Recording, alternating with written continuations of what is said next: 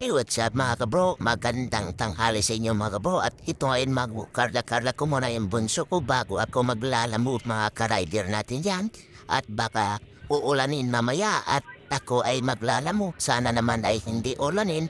Ngayon kinarga ko na siya at ngayon pinulikrikan ko sail. Mamimiss ko na naman siya mamaya pagbalik na naman tayo magkarotan ngayon mga kabruan at pinakupagyahin ako maglalamove. Tabang po niya po ako ng lalamove mga kabro, minomonitor ko pa rin yung bahay namin at para makikita ko kung ano ang kaganatan doon mga kabro. Kaya nandito ko sa biyahe na ako pa rin sila habang ako ay nagbiyahe ng mga kabro.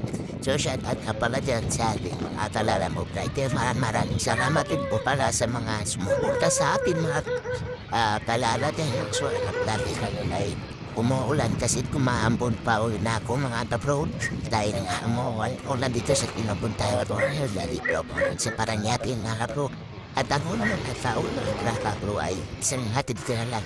At ngayon mga kabro na pinapala ako sa Quezon City mga kabro ay bumili muna ako ng tinapay para bukas mga kabro pagising ko papasok ay may pagkatingin tapos ko na po nabili at ilalagay na po natin sa bag mga kabro para hindi po malaglag kasi wala po tayong lagayan mga kabro.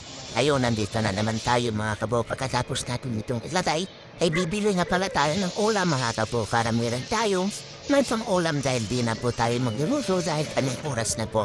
Kaya bibili nga lang tayo po at para nakain na lang pagdating. So nandito ako ngayon mga kabro ay magpaparada dito at bibili ako dito muna ngayon ng ulam na mga kabro. So nandito na bumili na ako.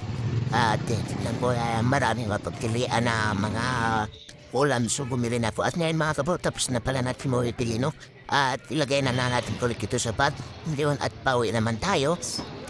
Ay para kakain na gutom na po tayo sa ating biyahe mga kabro. Maraming salamat ngayon. Diretso na tayo sa pauwi at may mga bro nandito na po ako.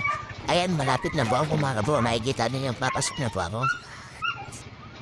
Yan, so nandito na tayo sa bahay natin. Nakarating na rin sa awa ng Diyos. Maraming salamat, no? Maraming salamat ka din sa mga kalalaptiyan. Good night. Galas inyong lahat. Ayun, at ito'y paparada ko na yung ating motor. At para ito ay, lagyan ko na ng kumot ng mga kabro. At ngayon naman mga kabro ay nandito na tayo ay kaya sa awa ng Diyos mga kabro. Nakarating tayo ligtas mga kabro, no? Yan, so inabot ko sa ating anak yung ating helmet mga kabro para kunin ko yung cellphone. At ito mga kabro, nakita ko pa rin yung mukha ko. Parang pagod haggard na haggard po yung mukha mga kabro, no? So yun, sinip ko na yung ating recording mga kabro para ma-float na po na pinapakita sa inyo. Ngayon, tinanggal ko na yung cellphone at lalabas na yun sa aking panganay mga kabro para pupunin niya na yung cellphone. Binilang dyan charger na ginagamit ko mga kabro. Dito naman mga kabro ay tatanggalin ko na yun kasi ito po ay naka-recording. Ngayon naman ay medyo lumambing sa akin yung aking panganay.